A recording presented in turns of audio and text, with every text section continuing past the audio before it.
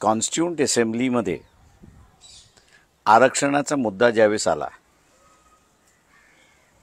त्यावेळेस भारतीय जनता पक्ष नव्हता, पण त्यांचं RSS हे विंग होतं, हिंदू महासभा होती आणि साधू संतांचं ऑर्गनायझेशन होतं त्यावेळेस, आणि त्याच्याचबरोबर काँग्रेस पार्टीसुद्धा होती. या कॉन्स्टिट्यूंट असेंब्लीच्या मुद्द्यावरनं आरक्षणाच्या संदर्भात बाबासाहेबांना कॉन्स्टिट्यूंट असेंब्लीमध्ये पहिल्यांदा कोणीही सपोर्ट दिला नाही. उलट हे नकोच असं त्यांनी म्हटलं. अशा वेळेस बाबासाहेबांनी सांगितलं हे जर नकोच असेल असं जर म्हणत असाल तर मी ड्राफ्टिंग कमिटीचा राजीनामा देतो. आणि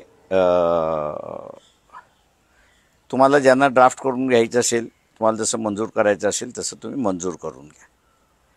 पण दुर्दैवाने मी असं सांगेन की त्यावेळेस कॉन्स्टिट्यूशन ड्राफ्ट करण्यासाठी काँग्रेस पक्षाकडेही कोणी नव्हता आणि देशामध्येही सुद्धा कोणीच नव्हता.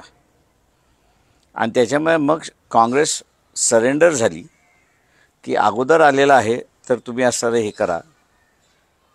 ते ड्राफ्ट नंतर मग तयार झाला आणि आत्ताचे RSS आणि अगोदरची RSS हिंदू महासभा यांचा हा विरोध कायमच राहिला. त्या ठिकाणी आरक्षणचा जे विरोध होता त्यावेळेस त्याला मिटिगाईज करण्यासाठी बाबासाहेबांनी आरक्षणामध्ये 2 वेगवेगळे फील्ड ओपन आउट केले. एक राजकीय फील्ड ओपन आउट केला आणि दुसरा आर्टिकल 15-16 याच्यामार्फत सर्व्हिस आणि एज्युकेशनचं आरक्षण आणलं.